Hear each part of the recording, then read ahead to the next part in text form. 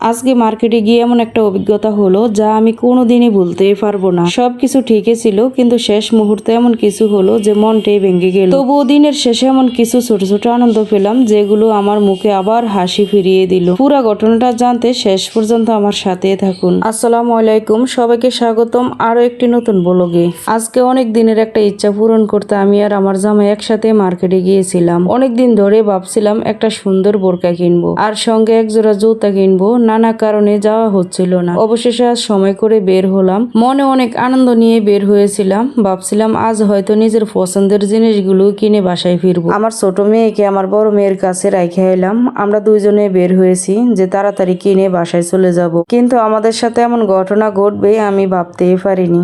আমি আরো একদিন মার্কেটে গিয়ে আমি কিছুই কিনতে পারলাম না। আজকেও আমি মার্কেটে গিয়ে আমি শুধু বোরকা দেখলাম, কিন্তু আমি কিছুই কিনতে পারলাম না। আমার জামাই একটা একটা করে বোরকা দেখলো, কিন্তু ওর কোনো একটা বোরকাই পছন্দ হয় না। অনেক বোরকা দেখতে দেখতে আমার একটা বোরকা পছন্দ হয়ে যায়। তাও বোরকাটার দাম 7,000 টাকা। আর কিনে হলো না, আমাদের সামর্থ্য অতটুকু নাই, সেজন্য আর কিনলামই না। চলে আসলাম একটা জুতার দোকানে, কিন্তু তাও কিনতে পারলাম না। এক এক করে আমি জুতাগুলো দেখলাম, কিন্তু একটা জুতা আমার পছন্দ হয়ে যায়। আমার ভাগ্য কি খারাপ, দোকানে আমার মাপের জুতে নাই। বলছে যে আরো 3-4 দিন লেট হবে জুতা আসতে। কিছুই করার নেই, জুতা রাইখা বাসায় চলে আসলাম। মার্কেট থেকে নিচে নামে আমার জামাই বলতেছে যে গরুর দুধের চা খাওয়ার জন্য। আমার জামাই না যে সময় মার্কেটে যায় আমাকে বলবে যে কিছু একটা খেয়ে নাও। সব সময় আমার জামাই বাহিরে গেলে এই কথাটাই আমাকে বলে।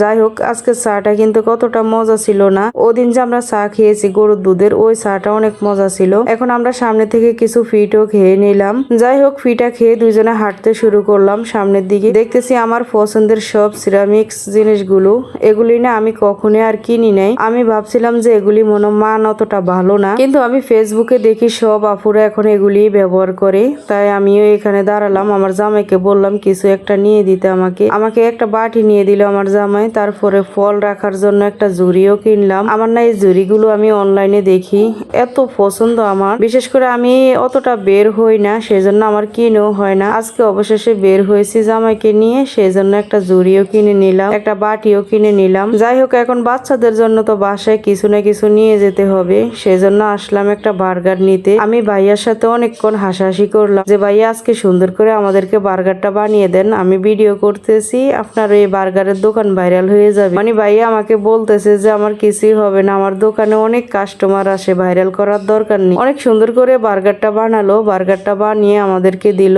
আমরা অনেকক্ষণ এই জায়গায় ওয়েট করলাম বার্গারের জন্য।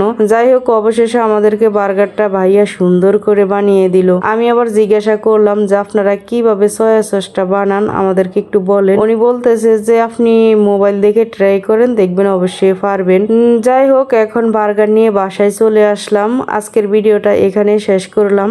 যদি ভিডিওটা ভালো লাগে বা আপনাদের সাথে মিলে যায় তাহলে অবশ্যই কমেন্টে জানাবেন, আর সাথে একটা লাইক একটা কমেন্ট করে যাবেন, সাথে শেয়ার দিতে